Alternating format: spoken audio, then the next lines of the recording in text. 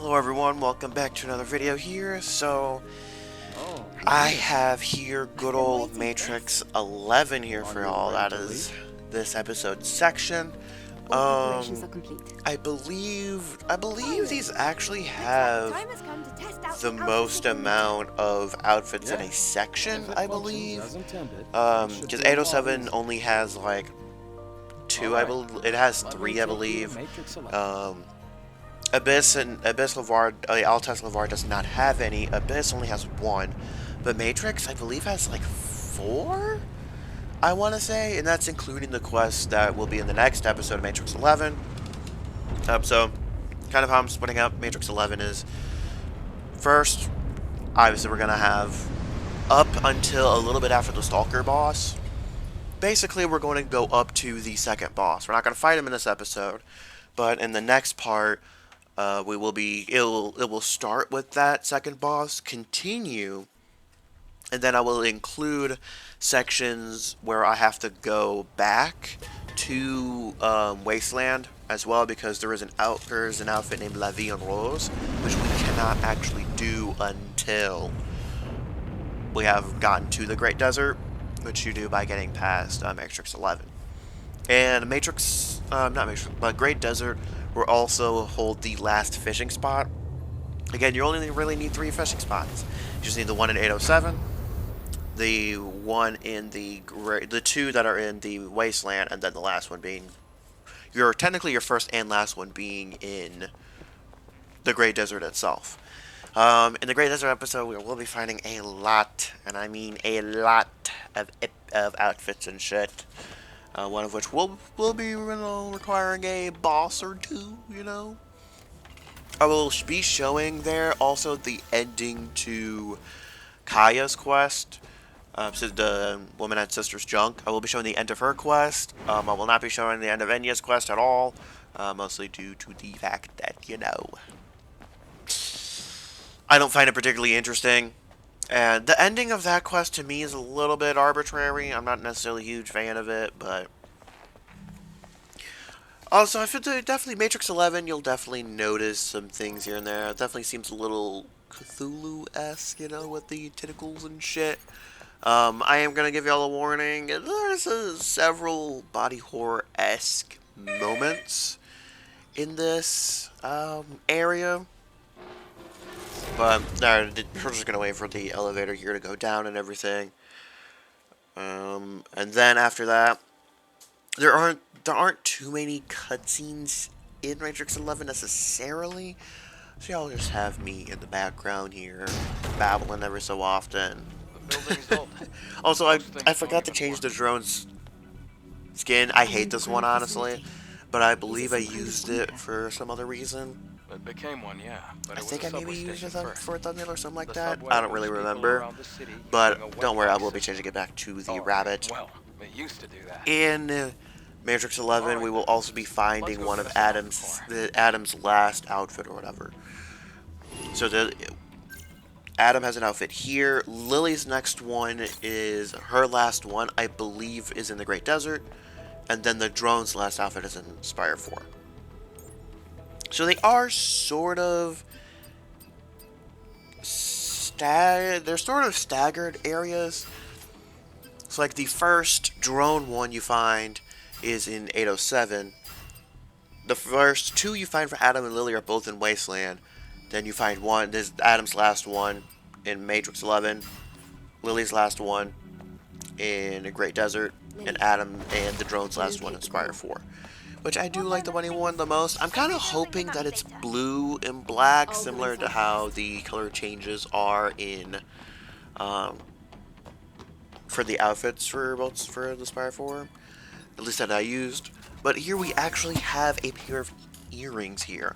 I believe there's actually only 3 we find that you can find through the world that aren't bought from Kaya. But I believe the last one is in Spire 4 as well, as far as the last little earring or whatever that we can find. The rest of them are just from Kai. I do wish this game had New Game Plus variations of most of them. Just at least more colors, because in my opinion, a lot of the earrings are just blue and gold. That's it for the variations. There aren't too many red ones. There's not a lot of green or even white, for instance. Also, we are still gonna be killing these little buddies, mostly to get their good old materials, but also even we're gonna try to get Omni Bolts. Also, this shortcut is useless. This is what I mean when I say that Stellar Blade has a lot of useless shortcut unlocks. That's one of them. Because you unlock one shortly thereafter, it's so pointless. I'm not exactly sure what the point of the shortcut is. Adam does say it's like you'll be coming back to it, but the fact of the matter is you don't actually ever need to use it. Like, ever. You just don't. No event happens where you have to run back there, like, no nothing. You actually, once you leave this area, you don't actually ever have to come back.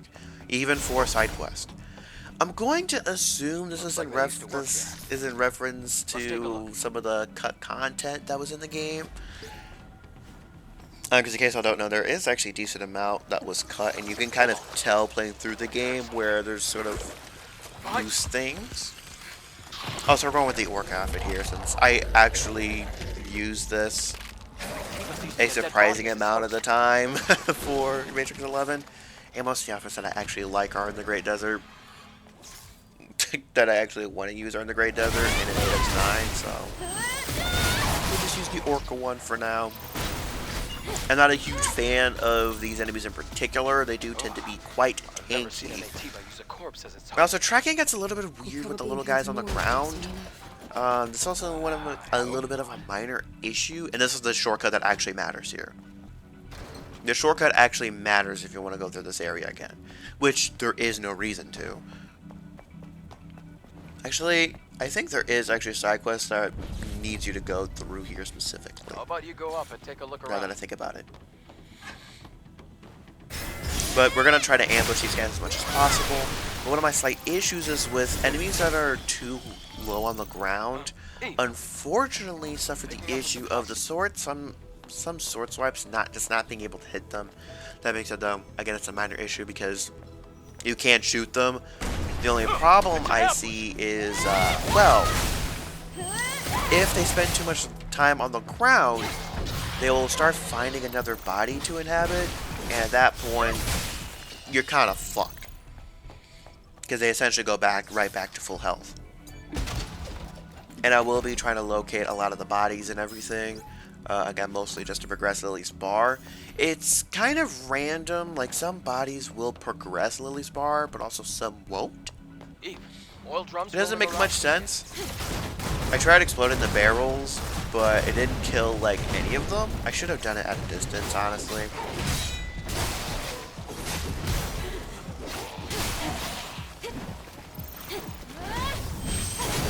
And as you can see, I do use the New Game Plus variation of L1 triangle a decent amount. That's basically my accurate one. However, I actually like the non-New Game Plus version a little bit more. Just being honest, I just personally find it a little bit easier to control. That being said, though, I do like the New Game Plus version of L1 Square a little bit more. Now, as we go through here, I do want to talk about a little bit of a thing. I did kind of want to talk about... Oh, also, first, before I even mention anything, we do have an outfit here that is Daily Mascot. I don't like... Well, Comfort Knit Dress, but I don't really like any of the New Game Plus versions of these outfits. But getting that outfit does trigger more of these Naytibas to spawn. So just keep that in mind. There is another situation that does happen at that we will be coming across later. That also triggers more Naytibas to spawn after you have seen the area. And yes, I know I should upgrade this blaster. But cut me a little bit of slack. But we are going to come over here and get a good old tumbler. Also, some of them do sprout confetti, some of them don't. For the ones that sprout confetti, you need to kind of stay away from. You'll kind of see it after the Stalker boss that I get myself fucking killed, which is not exactly fun necessarily. But I'm going to talk about it a little bit here while we go through this area. I wanted to talk about a little bit about First Descendant. I have started playing it a little bit. Or I guess gross. My initial thoughts, I chose Ajax. Looks like they slowly Initially, came obviously, I'm a Destiny 2 Titan. If you're Destiny 2 Titan, you're probably just going to pick Ajax.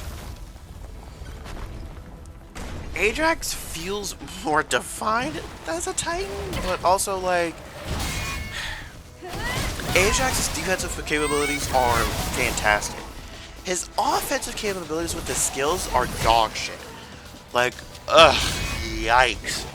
However, it's not absolutely abysmal necessarily either. It's one of those is where I only really use his offensive shit when, like, I'm building up the meter. When I'm building up his quote-unquote void energy, which is really kind of a building up ice energy bar, sort of. And then I just use, well, I use the defense to build up that meter, and then I use the ice, the supercharged one, for his offensive skill. Just, you know, for, because I feel like that's the most use out of it, because it does slow the enemies down. Also, I think I forgot to grab whatever is on that fucking bench. I'm just going to assume it's not going to be a problem later on. But also I gotta make sure that I'm stocked up on ammo. But so I played through Ajax for at least through almost the entirety of Kingston. I did obtain Bunny. When I was looking at everybody's skills, Bunny looked the most to fit my playstyle as far as being aggressive. But Bunny's not aggressive in a good way. Bunny's moveset is also, make sure you don't try to grab that item. If you try to grab that item, that train will kill you. Too focused on treasure. But also that where we just were, that leads to where that little tumbler guy was. Also, here is where we are going to find the Reflex Exospine. When we fight more difficult bosses, I will be swapping off of the combo attack and start using that. In particular, we are going to be using that against Raven. We just are. Demo Crawler, probably not. And we want the fight to last a little bit longer than, you know, maybe I will.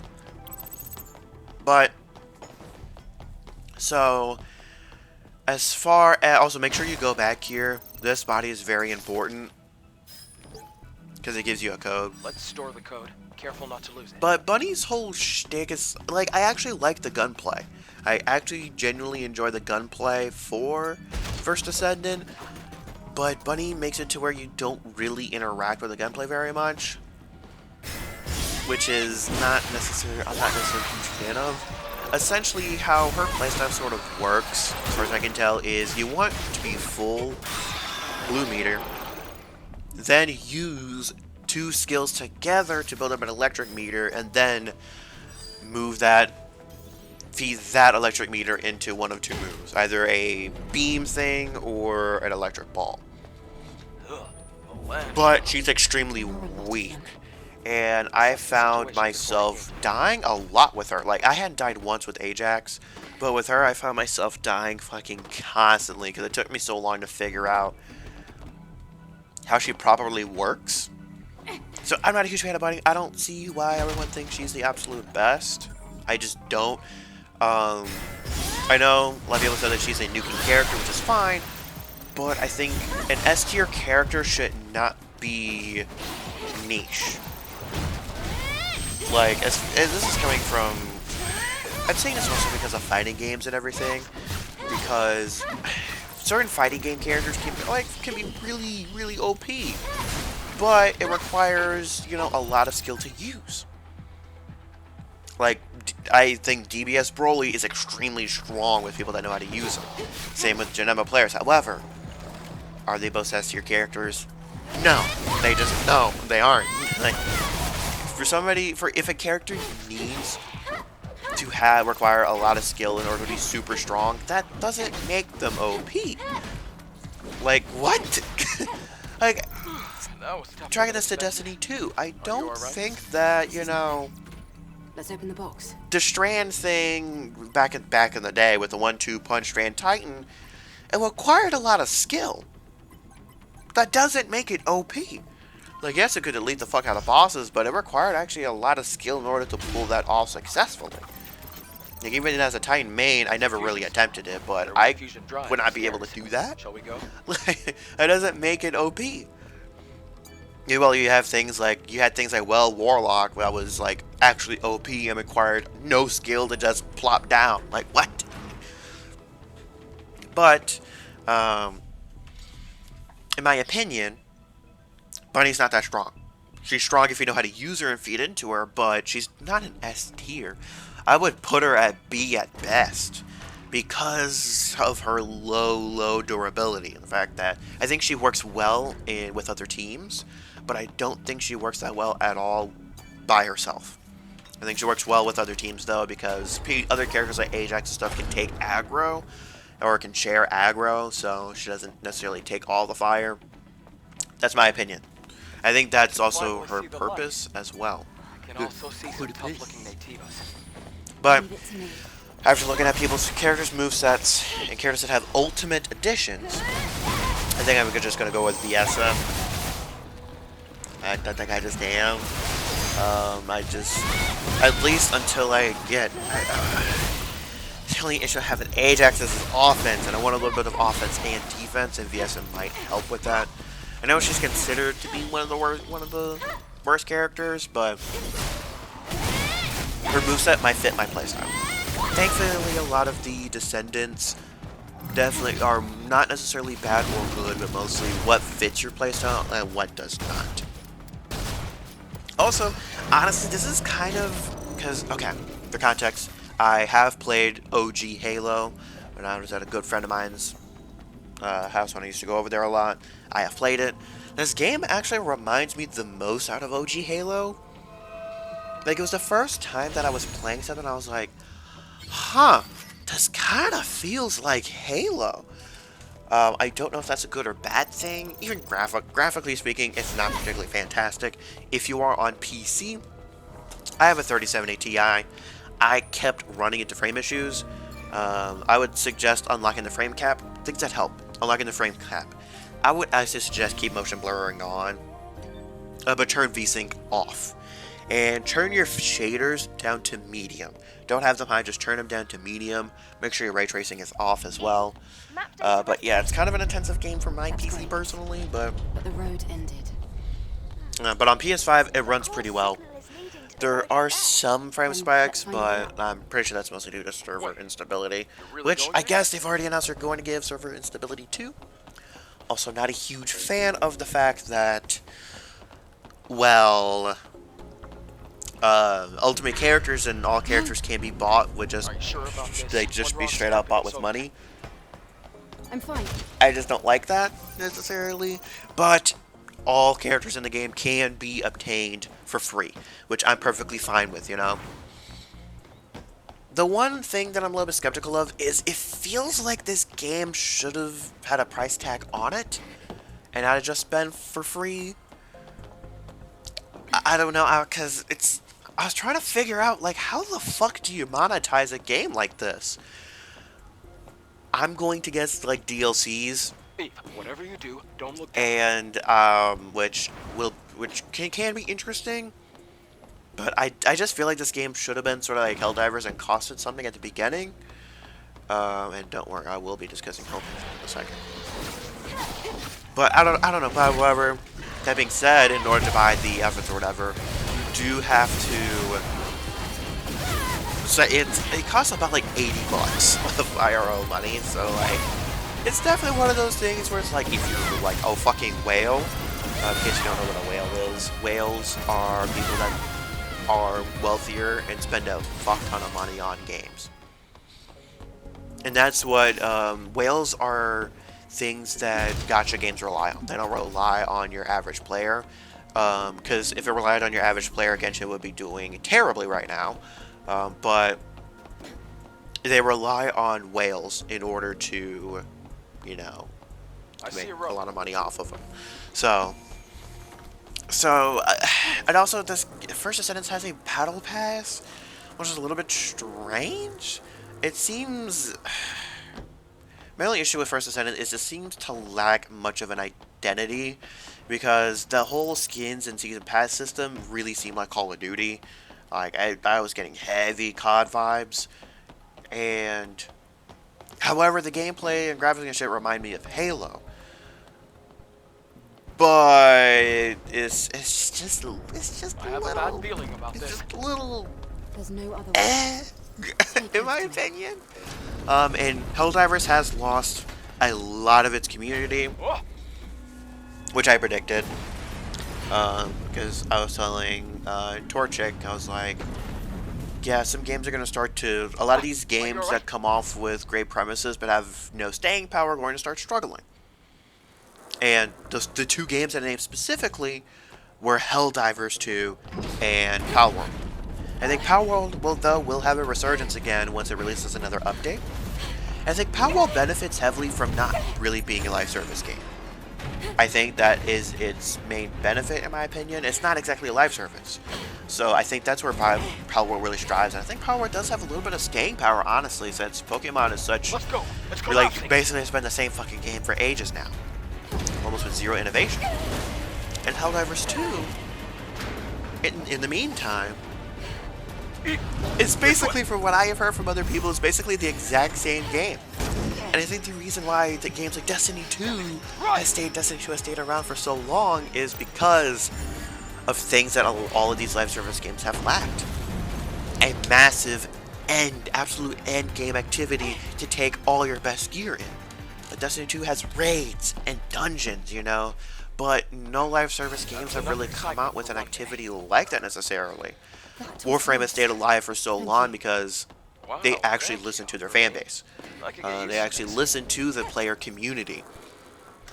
And I respect the hell out of Warframe, you know. I respect the hell. I tested it out for a while. I think it struggles a little bit with early game, honestly. But honestly, it's not as bad as Destiny's is, you know. And also here we are not coming upon a boss necessarily. We sort of are, but kind of not really. Here's where I'm going to show some of the outfits here. In particular, we're going to first look at our Exo Spine here. And I had to make sure that this is actually the correct spine that I would need later on. Because this is one that I would have had to go out of my way to get in order to, like, really properly do this thing justice. But then for the drone, I finally, well, we need one more in order to, I plan on getting the Stinger upgrade and then working my way through the Blaster upgrades. I don't need the can thing because, one, I already knew where most of the cans were in my first playthrough. But yeah, this is the Comfort Knitted dress. It's ugly as fuck. But I don't think we found any new ones, so. But there's that. But, yeah, I'm kind of hoping that live service games can take a little bit of notes from Destiny, and I do actually think First Descenders has a lot. Oh, hold on a second. Before I continue, actually this little dialogue thing doesn't fucking matter to the rest of the game, so I'll just override it.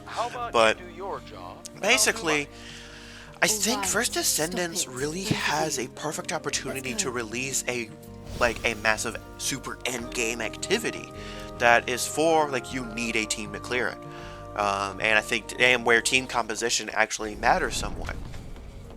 I think it is the perfect opportunity to do that. Another tremor. Also, we're not that close to a boss. But in this area, we are going to need to see Adam's outfit here. But, yeah. So, I think First Descenders has a lot of potential, but I think it needs a little bit of time in the oven in order to fully realize it. But I kinda fuck with it. I recommend it. Honestly, so far this year, I thought was gonna be absolute trash for gaming. But honestly, this year has been, in my opinion, the best year of gaming. And here we have Adam's outfit here, which is extremely mid. I believe both of the New Game Plus variation outfits for Lily and Adam are both found in 809? I don't know about Adam, but I know Lily's can be found in 809.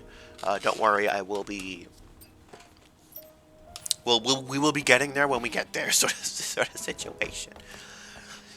But, I mean, this year we had... I mean, last year was pretty good, right? Last year was pretty solid, at least for me personally. even with the shit that Lightfall was. But and what I will say is, you know, we haven't had a good, in my opinion, we have not had a really good new raid since Witch Queen, since Vow the Disciple. I just don't. I don't like running Root of Nightmares. I pretty much refuse to run it now. And if I do run it for other people, of course, then like if I see two people that are in the same clan joining, I can't go. I just don't. I don't want to fucking run a raid where two people just do the fucking entire raid. I just don't. That's not how I like running raids. Yeah, Salvation's Edge is just garbage loot. Garbage loot. I hold to that to this day. And, which is unfortunate because Vow had such cool armor. The weapons were really good for the time. Now I don't think they hold up as well, but so good for the time. And they really released the raid with such a broken raid trait. They should not have released the Soul Drinker so early. But, even though raid exotics have been garbage for an extremely long period of time, the last time we had a raid exotic that was good upon release, in my opinion, was Eyes of Tomorrow. Eyes of Tomorrow, I know a lot of people say it was trash or whatever, but dear God, if any of you played Gambit, during the time Eyes of Tomorrow, like a lot more people started getting it, dear God, Eyes of Tomorrow was a fucking menace in Gambit. This is coming from somebody that used Eyes of Tomorrow a lot. It was a menace. And then they changed it and nerfed it a bunch along with Truth. So that kind of nerfed it into the ground. Vex got a few buffs. Vex but I do wish, you know, Vex had some synergy with Solar. You know, either give it Radiant upon certain hits or just give it something, you know, so I can build with it, build into it or whatever. Also, okay. I was about to say, please let me see this body, but yeah, I just think most service games are missing an end game activity. Descendants can do it. First Descendant can do it, in my opinion. For now, Destiny 2 is going to be staying alive for a while. However, even though, like, there is sort of that question of, well, our expansion is going to be continuing. We do have the Bungie Showcase in August, which will hopefully be showing something. In my opinion, we need a raid. We need a raid. And unfortunately, we will only be getting dungeons. For the rest of this, there's had no raid announced, there's only been dungeons, which I believe are arriving in Acts 2 and 3. Unfortunately. No such thing as a free which is rough. And I'm not necessarily a huge fan of.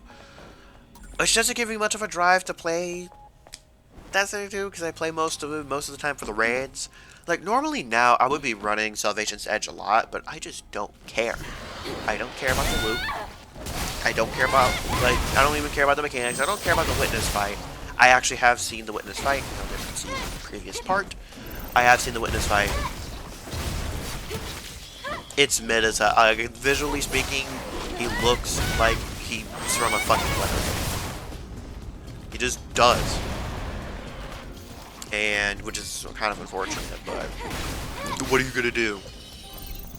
And especially, it's really disappointing, especially considering the fact that Bungie had said that the Witness would have multiple forms, but he basically looks the exact same every single time we see him. So it's like, okay, this is a little disappointing. But, the dungeons are good. The dungeons usually have really solid armor. Weapons usually are terrible. Especially with the more weapons we can grab, they're going to be worse and worse and worse. And I'm just hoping the dungeon's actually good. Dungeon exotics, for whatever reason, have been better than raid exotics in recent time. Like, Duality. Hardshot is really good for hunters, and honestly, this season, if you have not tried Bubble Titan with Helmet Save 14 and Heart Shadow with like for team DPS, you should do it. You should try it.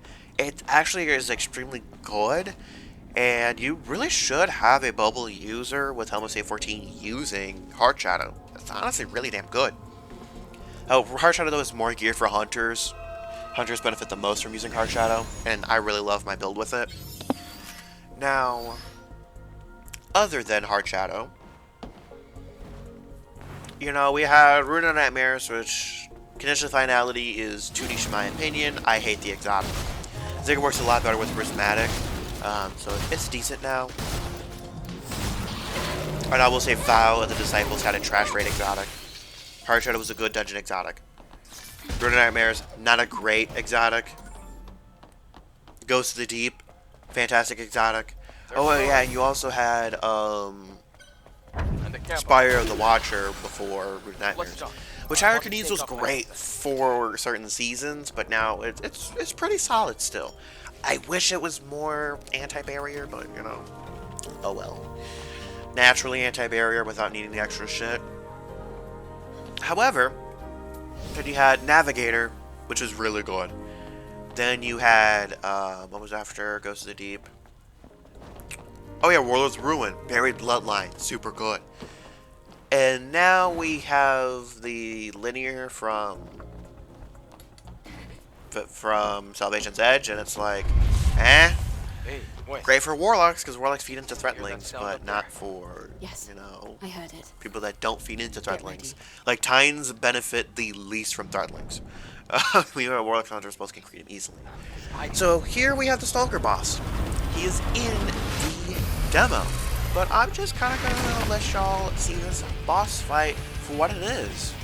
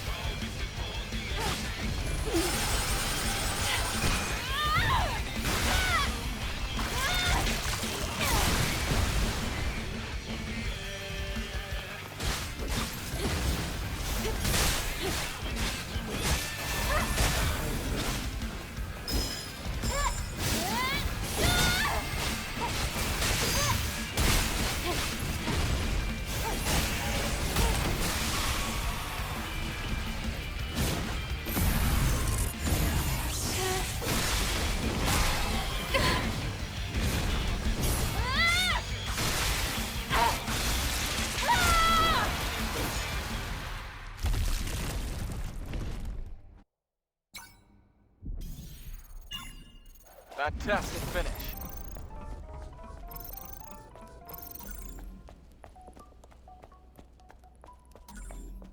A train on top of the left. This doesn't look easy either. Let's go up and take a look.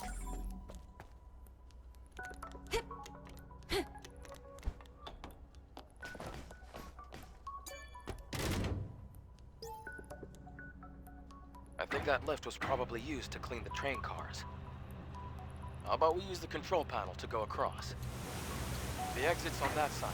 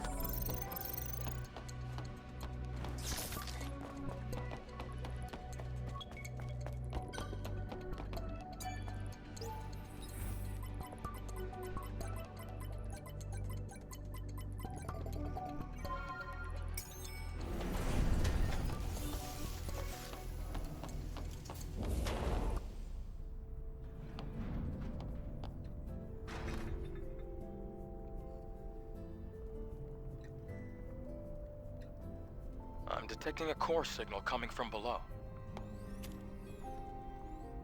I'm thinking we're gonna need to cut through the sewer system. Another sewer.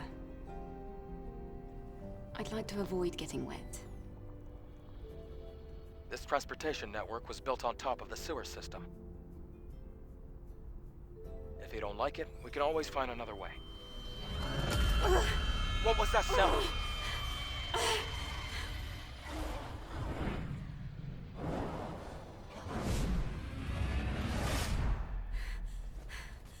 That noise, it isn't normal. Why is that sound coming from the airborne squad channel? Naytiba shouldn't be able to hack communication lines. Huh? That sound and the negative pattern from the Alpha Core match. What the hell? What exactly is happening down there? We'll have to find out ourselves. Let's hurry.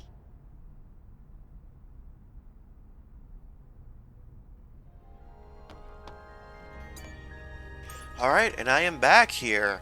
So that's a little bit of story shenanigans for y'all. We can upgrade our tumbler as well, which is absolutely fantastic for us in particular. I doubt we're going to be maxing it out at all, or anything like that, but...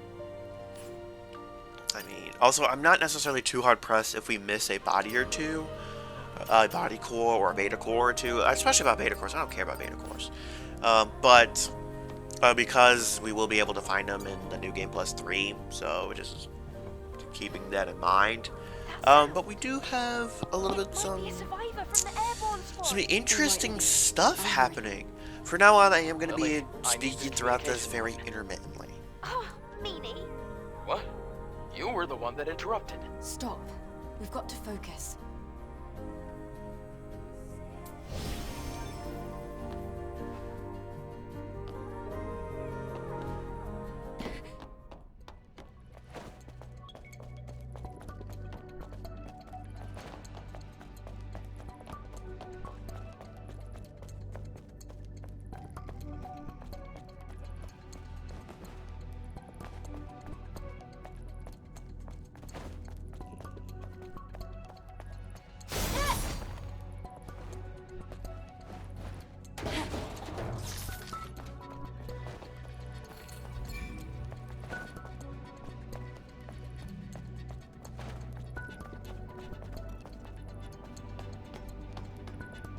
This area.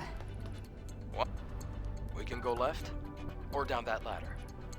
Did we take a look at that path first?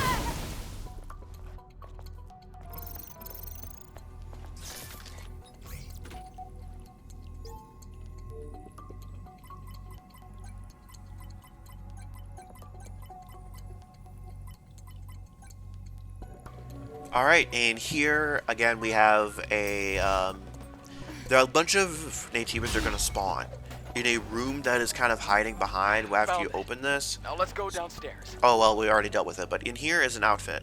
If you do not kill the, crawling Naytibas too much, they will go into this room and start taking over these bodies. So, just keep that in mind. Also, when you come back here later, because yes, you will have to go through this area again in order to get a different outfit, this area will remain flooded afterwards.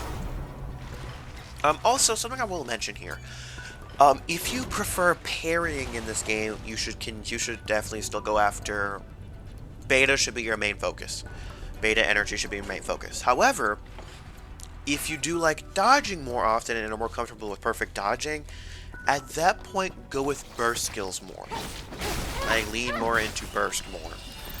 That being said, I prefer parrying and only dodging intermittently, so that's why I lean more into beta energy, and I personally like the beta skills a little bit more.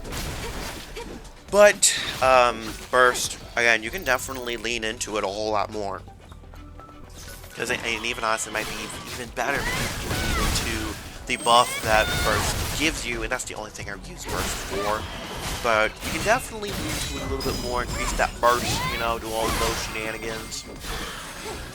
And a lot of things, thankfully, do contribute into that. When you go into small rooms like this, do make sure you are prepared to fight a lot of enemies, because usually there's more than one in here. In here we find a burst exospine. You unlock the second... Oh, well, actually, no. You unlock a certain form after Matrix 11. You don't unlock a second slot for the exospine until after Altesse Lavoir, I believe. I mean, Abyss Lavoir. I believe that's after that is when you unlock the second slot. Which, honestly, is kind of a shame because it's basically at the end of the game. But one of those whatever situations. Unless you're at, if you're going to Spire 9, then it definitely helps out. But like, but we're gonna have some puzzle stuff here.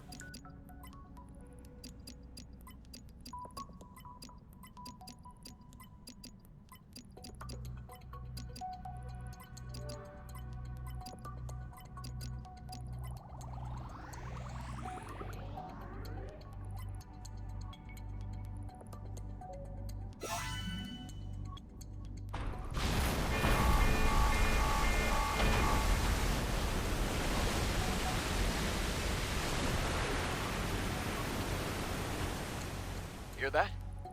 Sounds like water. It's that path. Let's go back.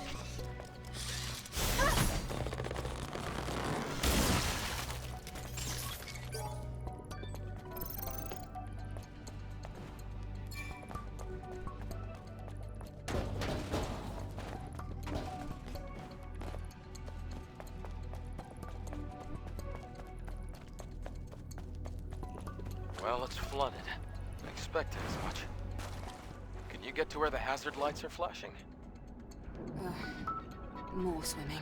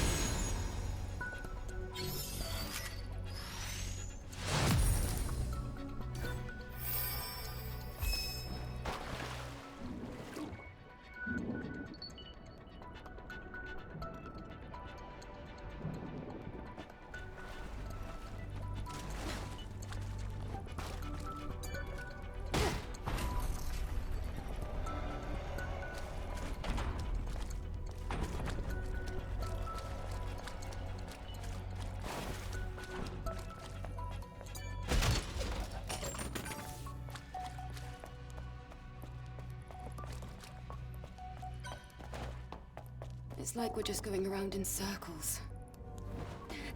Don't worry. I'm keeping track of our steps.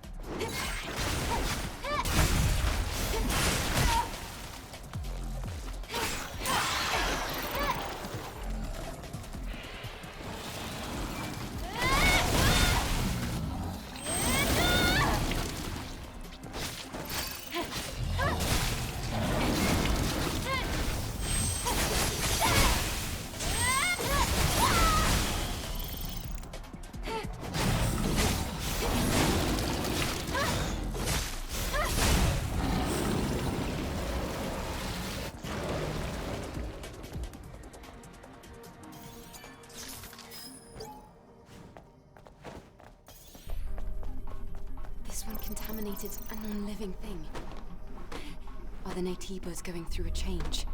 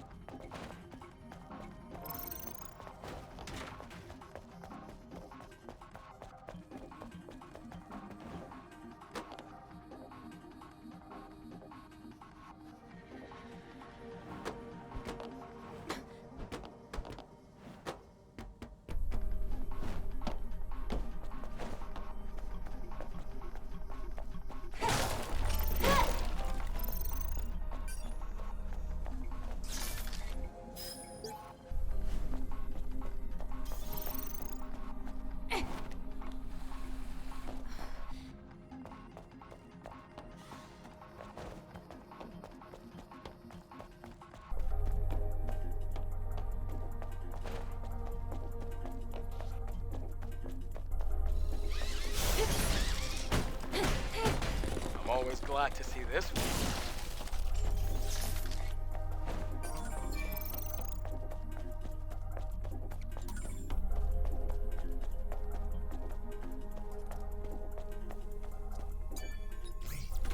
And here, I look behind. I look behind us here, and because if you look behind after doing this chest, you will kind of notice a little guy just kind of crawling up.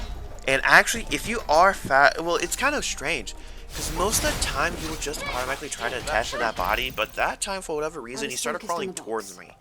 I'm assuming it's because I was just far back enough when interacting with the chest that he would aggro onto me. But if you're just like right up on that chest, he is going to just crawl straight to that body. But here we are going to see a special area where we do find a couple of outfits here. So after we interact with this, y'all will see a couple of outfits being gotten. And then at that point, I will wrap up the video after that.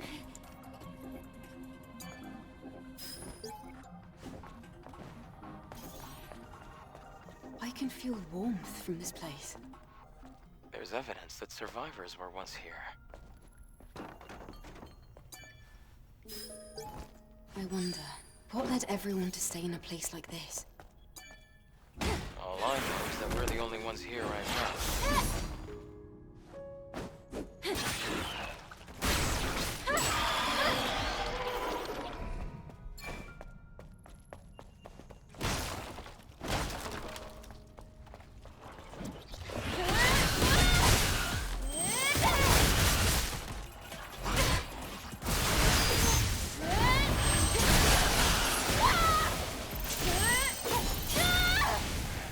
How long do you think they were trapped here? Do you feel sorry for them? Stay out of this, Lily.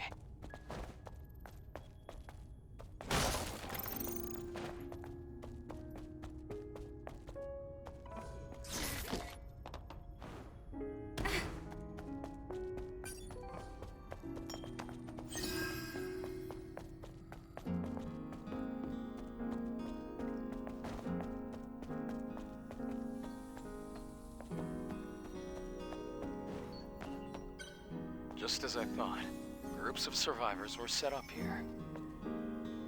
From the looks of it, this place has been abandoned for a long time. Then, why do I feel warm? Well, let's take a look around.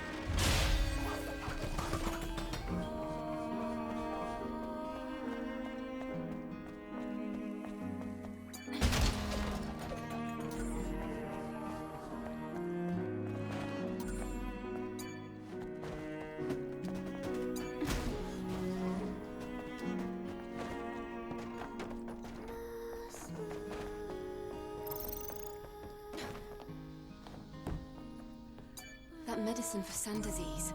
I found it.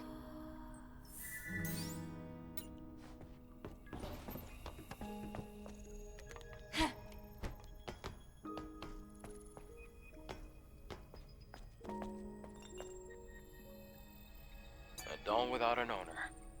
It's old, but it smells... What a curious thing to say.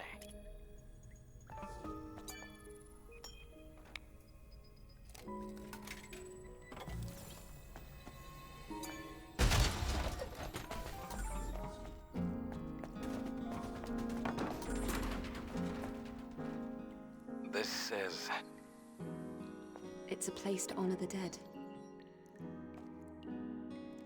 They're still waiting for the salvation Mother Sphere promised them. Damn.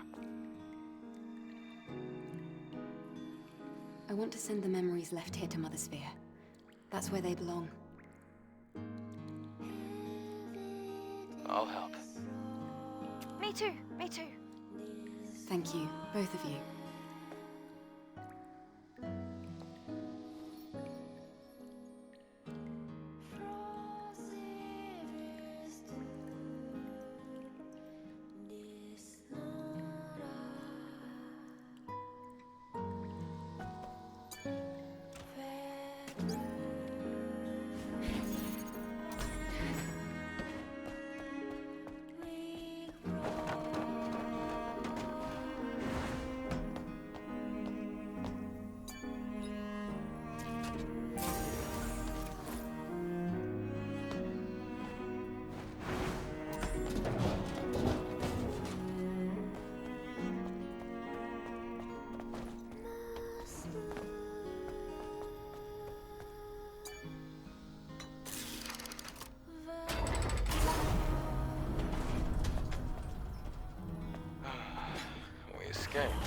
It's just another sewer.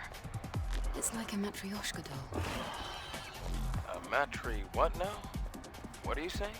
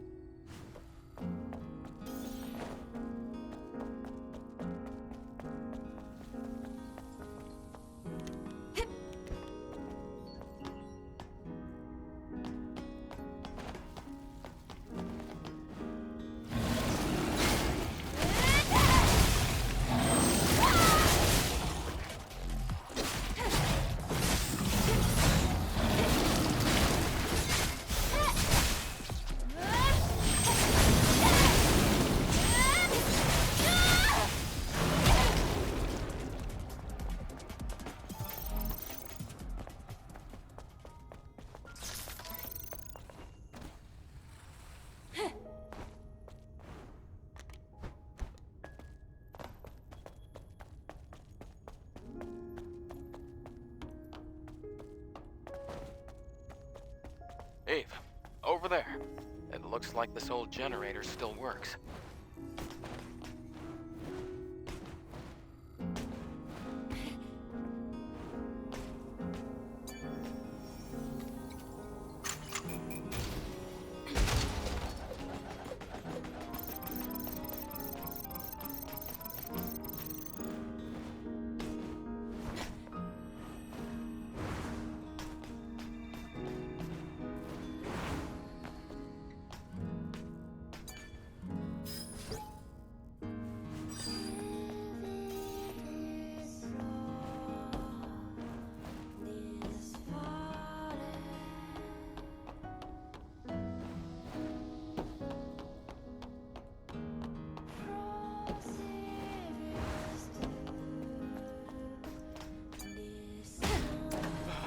This is how we operate the lift. I hate things like this. Why? You've never seen movies? This is a classic trope.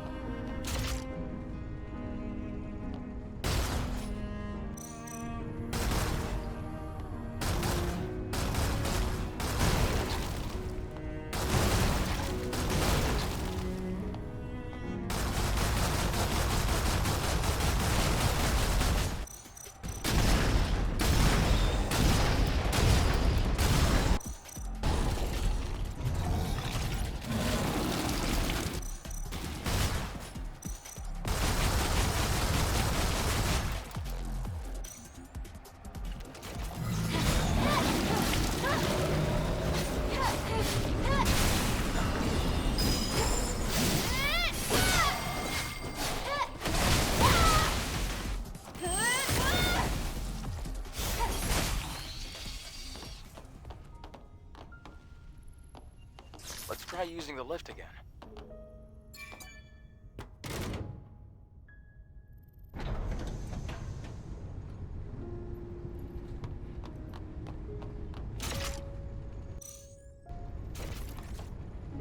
Alrighty, I'm gonna wrap up the video here. This checkpoint here is really close to, well, it is right at the next boss, the second boss out of the 3 in Matrix 11, which is where we're gonna be starting off RIP. Let me know what y'all think in the comments below as I take a look at some stuff here.